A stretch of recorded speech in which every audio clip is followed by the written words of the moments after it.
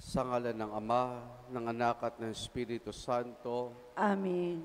sumainyo ang Panginoon. At sumaiyo rin.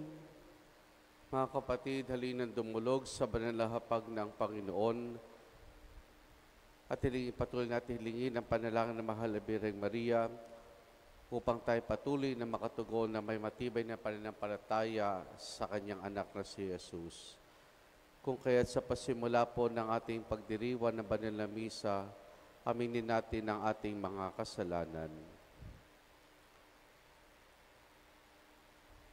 Inaamin ko sa makapangyarihang Diyos at sa inyo mga kapatid, na lubha akong nagkasala sa isip, sa salita at sa gawa, at sa aking pagkukulang.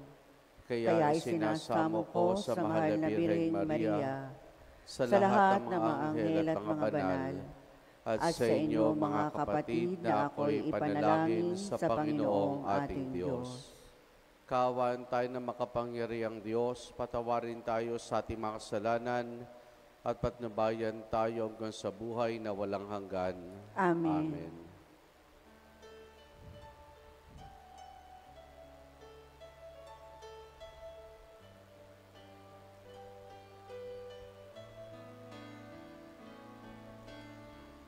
Ang Pinoon, kawan mo kami.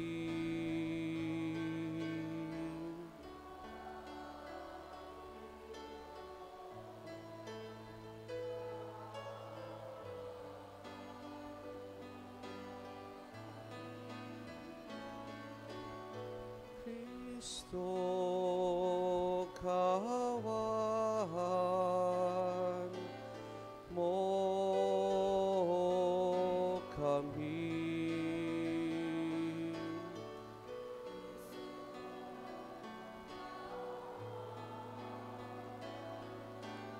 Mo kami.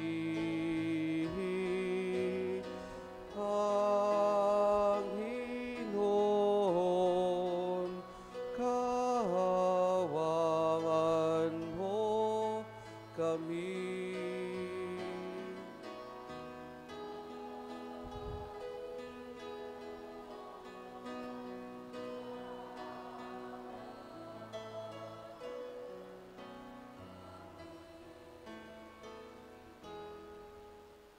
Manalangin tayo. Ama naming makapangyarihan, pakundangan sa pagkapakumbaba ng anak mo masunurin, ibinangon mo sa pagkadapa ang sangkatauhang masubayin. Ipagulob mo sa amin ang banal na kagalakan upang kami sagip mo sa kalipinan ay magkamit ng iyong ligayang walang katapusan sa pamamagitan ni Jesus, kasama ng Espiritu Santo magpa sa walang hanggan. Amen. Amen.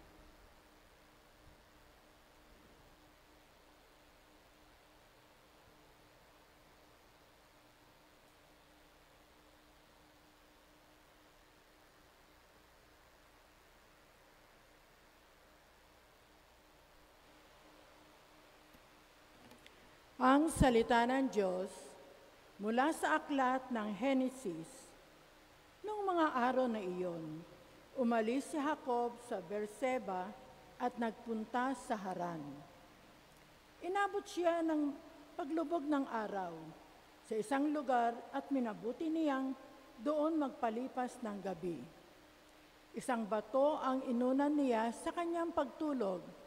Nang gabing yaon, siya'y nanaginip. May nakita siyang hagdan na abot sa langit at nagmamanhik panaog doon ang mga anghel. Walang ano-ano'y nakita niya ang Panginoon. Sa tabi niya, wika sa kanya, "Ako ang Panginoon, ang Diyos ni Abraham at ni Isaac. Ang lupang ito na iyong hinigaan ay ibibigay ko sa iyo at iyong lahi." Darami sila sa parang alikabok sa lupa at malalaganap nila ang 4 na sulok ng daigdig. Sa pamagitan mo, ang iyong lahi ay pagpapalain ng lahat ng bansa. Tandaan mo, susubaybayan kita at ipagtatanggol saan ka man magpunta at ibabalik kita sa lupaing ito. Hindi kita hihiwalayan hanggang sa matupad ang lahat ng sinabi ko sa iyo. Nagising si Jacob at ang sabi, hindi ko alam na narito pala ang Panginoon.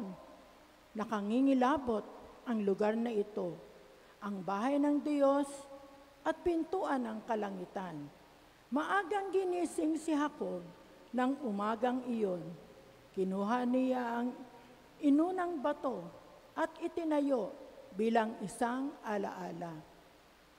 Binusan niya ito ng langis at itinalaga sa Diyos. Tinawag niyang Bethel, ang lugar na iyon na dati tinatawag na Luz. Nangako si Jacob ng ganito, O Diyos, kung ako'y sasamahan ninyo at iingatan sa paglalakbay na ito, pakakanit, pararamtan, makakabalik na muli sa bahay ng aking ama. Kayo po ang magiging Diyos ko. Sasambahin ko kayo sa lugar na pinagtayuan ng batong alaalang ito. Iaalay ko sa inyo ang ikapo at anumang ipagkakaloob niyo sa akin. Ang salita ng Diyos. Salamat sa Diyos. Diyos kong tapat at totoo, ikaw lang ang pag-asa ko. Diyos kong tapat at totoo, ikaw lang ang pag-asa ko. Siyang naghahangad ng pagkupkup ng kataas-taasan at mananatili sa kalinga ninyong makapangyarihan. Makapagsasabi sa kanyang Panginoon, mong katahanan, ikaw ang aking Diyos, ang Diyos na tangi kong pinagtiwalaan. Diyos kong tapat at totoo, ikaw lang ang pag-asa ko. Ika'y ililigtas niya sa panganib, sa umang ng bitag, at kahit anumang mabigat na salot, di magdaranas. Lulukban niya sa lilim ang kanyang malabay na pakpak, sa kalinga niya ay natitiyak mo na ikaw ay iligtas. Iingatan niya at ipagsasanggalang pagkat siya'y tapat. Diyos kong tapat at totoo, ikaw lang ang pag-asa ko. Ang sabi ng Diyos, aking iligtas ang tapat sa akin. At iingatan ko ang sinumang taong ako'y kikilanlin. Pagkat sila'y tumawag, laging handa ako na sila'y pakinggan, aking sasamahan, at kung may ilahil ay sasaklolohan. Diyos kong tapat at totoo, ikaw lang ang pag-asa ko.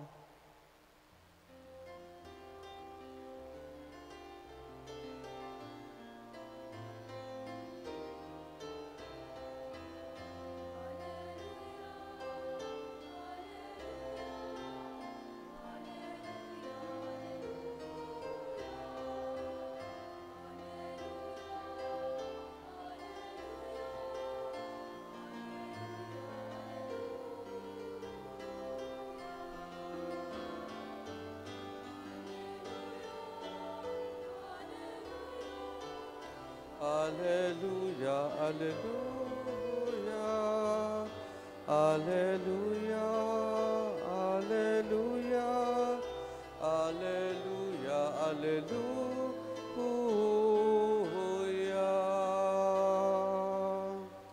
Sumainyo ang Panginoon. At sumayo rin. Ang mabuting balita ng Panginoon ayon kay San Mateo. Papuri sa iyo, Panginoon. Noong panahong iyon, samantalang nagsasalita si Jesus, may dumating na isang pinuno na Mahudyo. Lumuhod ito sa harapan niya at ang sabi, kamamatay lang po ng aking anak na babae, ngunit sumama lamang kayo sa akin at ipatong inyong kamay, ay mabubuhay siya. Tumindig si Jesus at sumama sa kanya, gayon din ang kanyang mga alagad. Sumunod din ang isang babaeng may 12 taon na dinudugo. Lumapit ito sa likuran ni Jesus at hinipo ang laylayan ng kanyang damit, sapagkat sinabi niya sa sarili, mahipo ko lang ang kanyang damit ay gagaling na ako. Bumaling si Jesus at pagkakita sa kanya ay sinabi, anak, lakasan mo ang iyong loob, pinagaling ka ng iyong pananalig. Noon di gumaling ang babae. Nang dumating si Jesus sa bahay ng pinuno, nakita niya ang mga nanunugtog ng plauta at ang maraming taong nagkakaingay. Sinabi niya, magsilabas kayo, hindi patay ang bata, natutulog lang. At siya'y pinagtawanan nila. Ngunit nang mapalabas na ang mga tao, pumasok siya, hinawakan sa kamay ang bata at ito'y nagbangon. At ang balita tungkol sa pangyaring ito ay kumalat sa buong lupaing yaon. Ang mabuting balita ng Panginoon. Pinupuri ka namin, Panginoong Hesukristo. Magandang umaga po sa ating lahat. Magandang umaga po naman. Mga kapatid, sa mabuting balita na ating napakinggan ay ating natunghayan ang dalawang kababalaghang nagawa ng ating Panginoon. Yung una ay dun sa anak ng pinuno ng mga Hudyo na binalita kay Jesus na namatay ang kanyang anak na babae. At ito'y pinuntahan ng ating Panginoon at sinabi nung dumating doon na hindi patay ang bata, ngunit natutulog lamang. Pero sa likod ng lahat ng ito ay pinagtawanan lamang siya ng mga tao. At nung hinawakan niya ang kamay ng bata, ito ay bumangon. At yung pangalawa po ay yung tungkol sa isang babae na sa loob ng 12 taon ay dinudugo. Taglay ang pananampalataya ay sinabi niya sa kanyang sarili na mahawakan lamang niya ang laylayin ng damit ng Panginoon at siya ay gagaling. At ganoon nga ang nangyari. Dito, marami nating makikita mga kapatid, yung aspeto ng kahalagahan ng pananampalataya nating mga tao sa ating Panginoon. Sa tubing tayo lumalapit sa Kanya, maaari sa ating mga panalangin, ay tinataglay natin ng ating pananampalataya. At ang pananampalatayang ito, mga kapatid, ay lalo nating pinausbong, lalo nating pinalalalim, lalo nating ipinapahayag, at ito'y sa tulong ng ating inang simbahan. Kumbaga, simbahan, ito'y nagsisilbing gabay sa atin upang sa gayon ay ang pananampalatayang biyaya sa atin ng Diyos ay patuloy na maging instrumento ng Diyos upang tumugon tayo sa Kanyang pamamaraan, sa Kanyang pagkilos. Ngayon, sa ating pong unang pagbasa mula po sa aklat ng Henesis ay ating natunghayan dito ang karanasan ni Jacob na kung saan siya nanaginip na bumukas ang pintuan ng langit at doon ay lumabas sa isang hagdan at doon ay nakita niya manik-manaog ang mga anghel. Kaya dito napahayag na lamang ni Jacob ang katotohanan tungkol sa Diyos ng Israel, ang Diyos na kanyang mga ninuno at ang Diyos na kanyang sinasampalatayanan. Kaya yung lugar na yun ay tinawag niyang banal. Yung batong kanyang ginawang unan ay ginawa niyang parang dambana na magpapaalala sa kanya tungkol dun sa karanasan niya, tungkol dun sa panaginip niya sa ating Panginoon. Yun nagmistulang dambana na masasabi natin parang hindi magpapalala sa atin parati. Yung ginawang iyon, yung lugar na iyon, yung nagpapaalala kay Jacob sa kanyang pananampalataya at para sa atin sa panahon natin ngayon, ang simbahan ng patuloy na magpapaalala sa atin tungkol sa ating Panginoon, tungkol sa ating pananampalataya. Ngayon, mahalaga na makita natin dun sa pinulo ng mga Hudyo at doon sa babaeng dinudugo, bukod sa pananampalataya, meron pang isang mahalagang aspeto. At ano yun? Yung effort nila na ginawa. Yung effort nila. Yung pinuno, pinuntahan pa ang Panginoon para sunduin itong babae na dinudugo sa gitna na napakaraming mga tao sumusunod sa Panginoon patungo sa bahay. pinagsumikapan niyang makalapit at mahawakan ang laylayan ng damit ng Panginoon. At anong pinapaalala sa atin dito mga kapatid, na mahalaga yung pananampalataya. Pero kaakibat ng pagkakaroon ng ating pananampalataya ay kinakailangang may pagkilos pa rin tayong ginagawa. Ika nga, yung pananampalataya natin should be participative. Yung pananampalataya natin, it should be participative. Paano po iyon? Halimbawa po, sang estudyante, magdarasal sa Diyos. At anong madalas dasal ng isang estudyante sa Diyos? Na siya'y makapasa sa exam. Diba, yan naman padalas na magdasal natin no tayo estudyante. Panginoon, tulungan niyo po akong makapasa sa exam. Ngayon, anong participation natin dito? Hindi na yung panalangin, kundi yung estudyante ay magre-review. Yung estudyante ay magre-review. Hindi man ho pwede na, Panginoon, tulungan niyo akong makapasa sa exam, tapos ang gagawin mo naman, maglalaro ka na lamang. Gagala ka na lamang, takasasaba ka sa exam.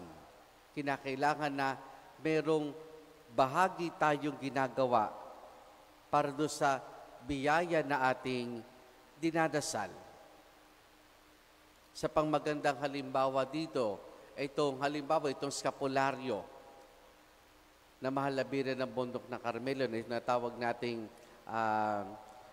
sacramental. Di ba? Alam natin na andun yung pangako ng Mahalabiring Maria na sino mang may suot nito kapag namatay ay hindi mapapasapoy ng impyerno. Yan yung pangako ng Mahalabiring Maria. Ngayon, paano natin dapat unawain ito? Na kapag nagsuot tayo ng skapularyo ng Mahalabiring ng bundok ng Carmelo, hindi automatic na pag tayo namatay ay hindi tayo mapapasapoy na impyerno, kundi yung pagsusuot natin nito ay dapat magpaalala sa atin ng ating pagdedebosyon sa Mahal na Birheng Maria. At ang Mahal na Birheng Maria, ang kanyang parating intensyon ay ilapit tayo sa kanyang anak at tulungan tayo na makatugon ng may malalim na pananampalataya sa kanyang anak na si Jesus. Bukod sa pananampalataya, mahalaga mga kapatid na merong tayong bahaging ginagawa upang makamit natin yung biyaya din ninanais natin sa ating buhay na magmumula sa ating Panginoon. Andun na yung pananampalataya natin sa Diyos. Hindi lang hihintayin natin na dumating yung ating pinapanalangin, kundi kinakailangang may ginagawa tayo upang makamit din natin at makita rin natin ang pamamaraan at pagkilos ng Diyos. Diba mga kapatid, sa namang dinadasal natin sa Diyos, taglay ang pananampalataya. Ito'y gumabay sa atin upang gawin kung ano yung nararapat at kung ano yung tama. Amen.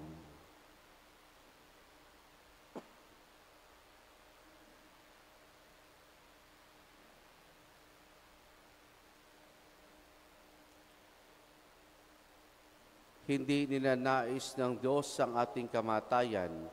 Nilikha niya tayo para sa buhay, ngunit mas pinili natin ang kamatayan sa bawat pagkakasala natin.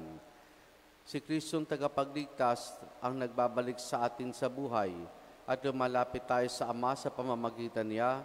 Ating itutugon, Ama ng buhay, pakinggan mo kami. Ama ng buhay, pakinggan mo kami.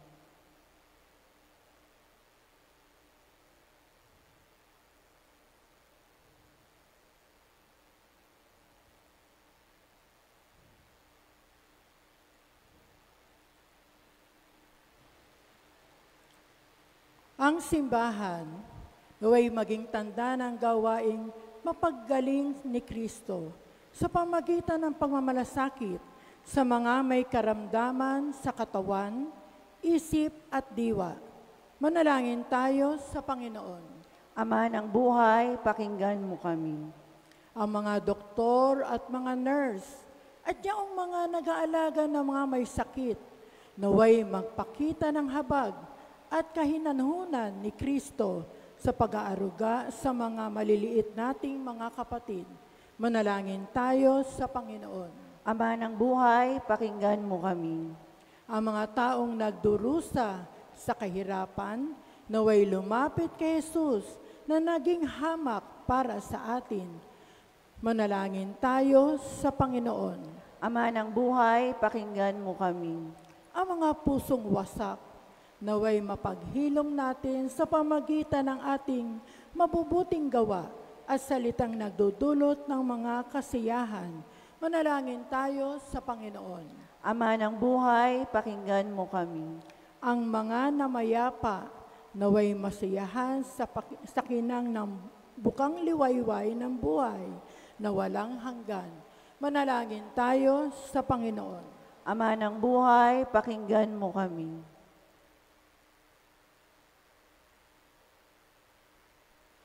Sama rin natin sa ating pananalangin sa misang ito, ang pasasalamatin na Rabinel Santos, Prince at Andrea Galang, Lynn Vivar at pamilya, Alex at Mirna Cortez, hindi na mga kasapi ng mga katekista at El Shaddai ng parokya.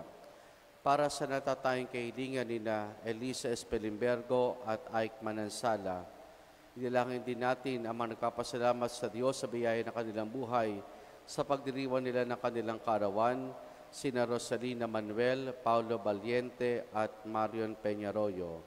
Patuloy natin dalangin ang pagbuti ng kalusugan kagalingan ni na Maria Cristina Laderas Manginao, Natalia Reyes, Virginia Franco, Ligaya Catalig, Apolinario Catalig, Rodolfo Gutierrez at Nelson Balatbat. At para sa kapayapaan ng kaluluwa, tina Yolanda, Juan, Enrico, Josime, Jeronimo, Federico, Bernardino, Iluminada, Feliciano, Jose, Eugenia, Ronel Sr., Marcosa, Jose, Felipe, Enrique, Carmencita at Isagani. Ating idulog sa Diyos, iba pa nating intensyon at panalangin. Diyos Ama, patuloy mo kaming hilumin sa lahat ng masama, hatayaan mo ang iyong kabutihan ang magliwanag sa amin sa pamamagitan ng kapangyarihan ni Jesus na aming Panginoon. Amen.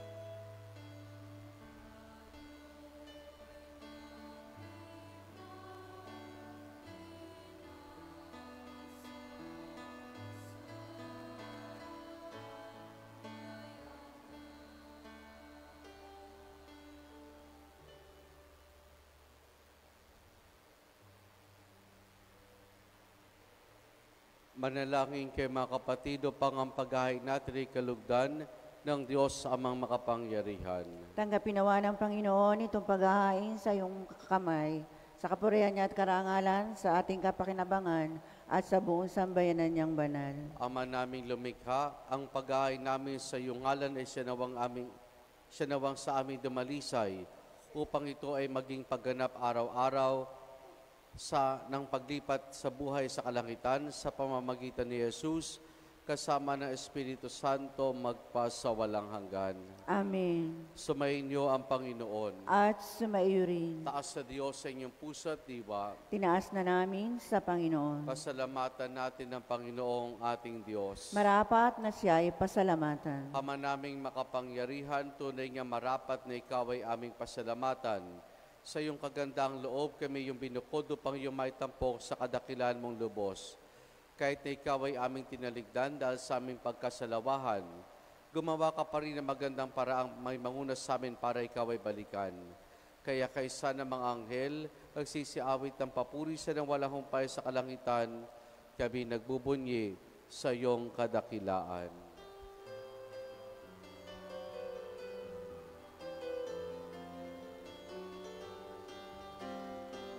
Santo, Santo, Santo, Diyos makapangyarihan, puspos ng walhati ang langit at lupa. Hosana, Hosana sa kahitasan, pinagpalang narito sa ngalan ng Panginoon. Hosana, Hosana sa kahitasan. Hosana, Hosana sa kahitasan.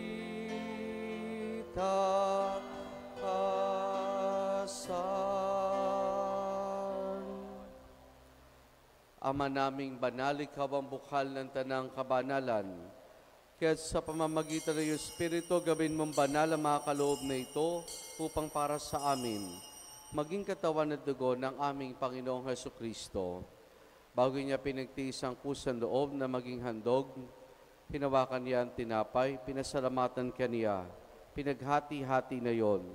Iniabot sa kanya maalagad at sinabi, tanggapin ninyo lahat ito at kanin itong aking katawan na ihahandog para sa inyo.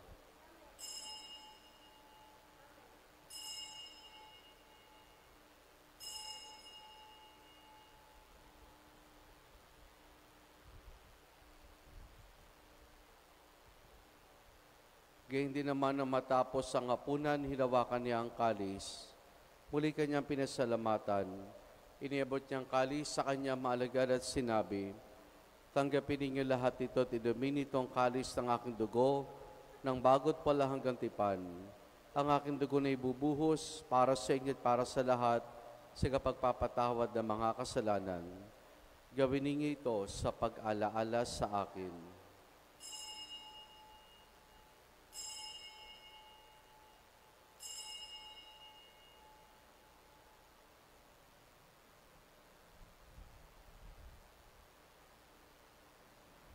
Ang misteryo ng ating pananampalataya.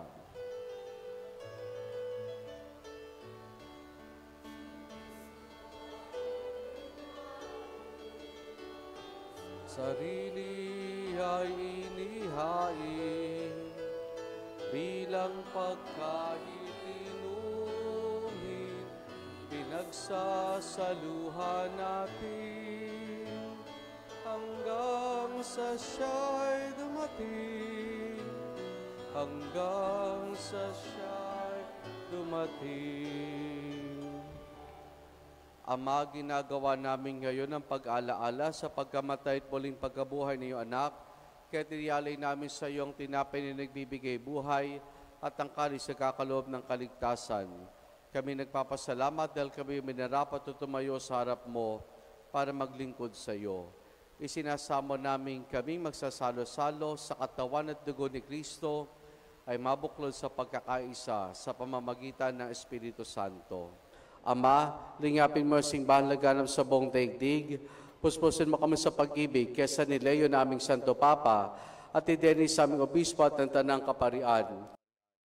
Alalahanin mo rin ang mga kapatid naming nahimlay na may pag-asang sila'y muling mabubuhay, gayon din na lahat ng mga pumanaw at mga kaluluwa sa purgatorio.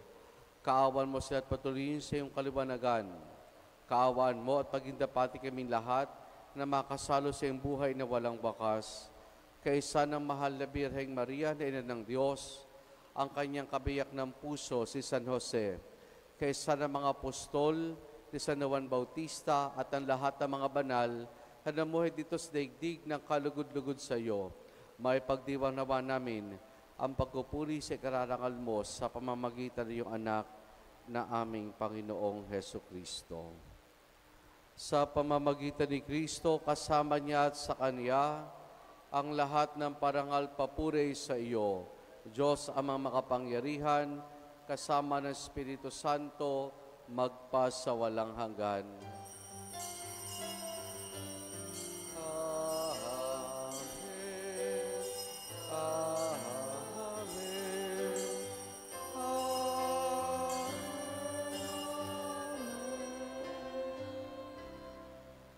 Sa tagubiling manakagagaling na utos sa turo ni Jesus na Panginoon natin na Diyos, ipahayag po natin ng lakas loob.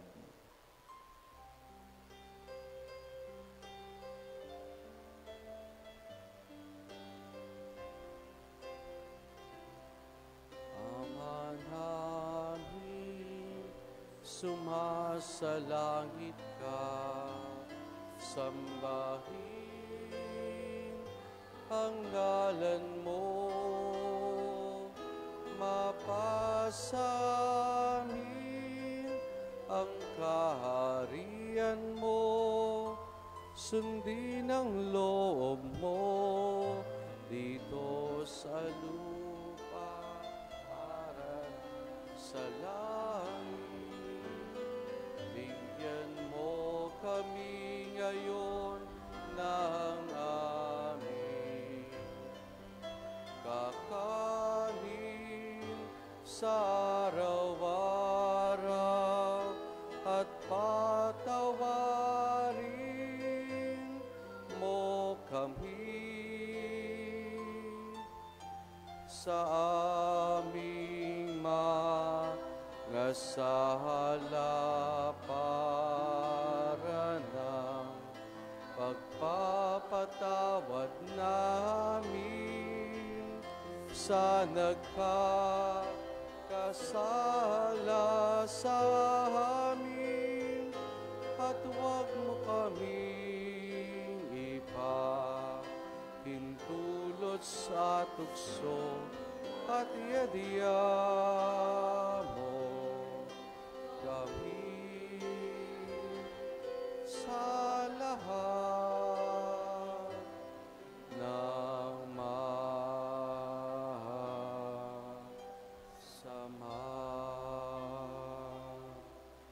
hinihiling namin kay Medias sa lahat ng masama, pagkalooban ng kapayapaan, araw-araw iligtas sa kasalanan at ilayo sa lahat ng kapahamakan, samantalang aming masayang pinananabikan ang dakilang araw ng pagpapahayag ng tagapagligtas naming si Jesu Kristo.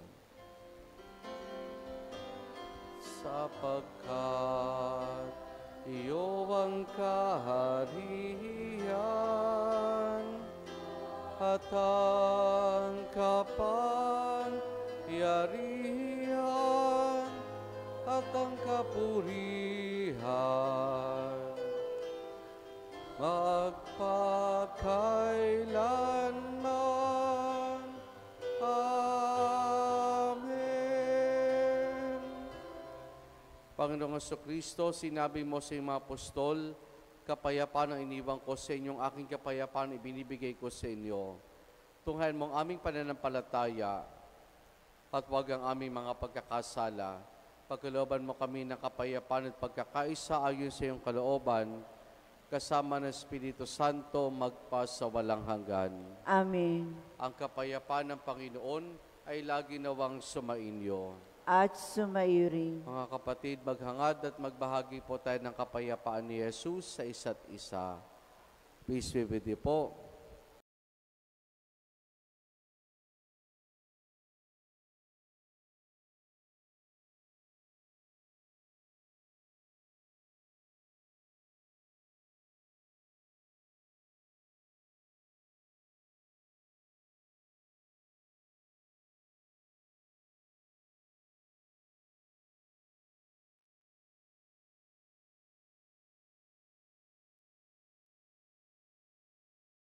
Kordero ng Diyos na nag-aalis ng mga kasalanan ng sanlibutan, maawa ka sa amin.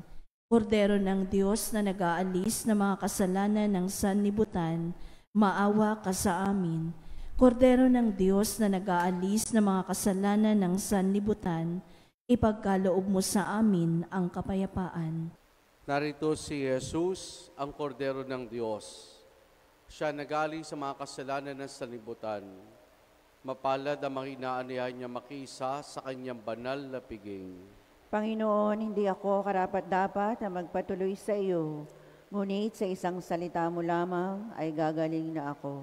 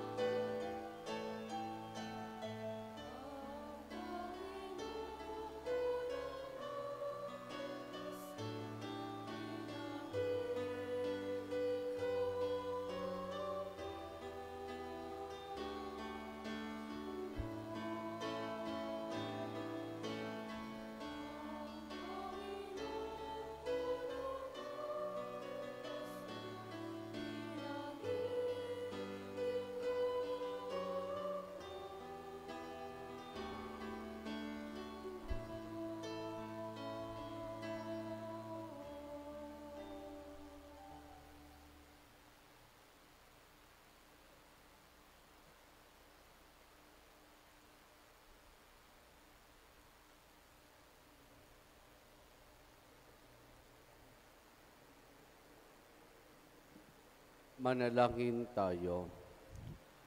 Ama naming mapagmahal, kami inyong pinapakinabang ay loobay mo laging lumingon sa pinanggalingan ng tinanggap namin ngayon para pagsaluhan sa pamamagitan ni Jesus kasama ng Espiritu Santo magpasawalang hanggan.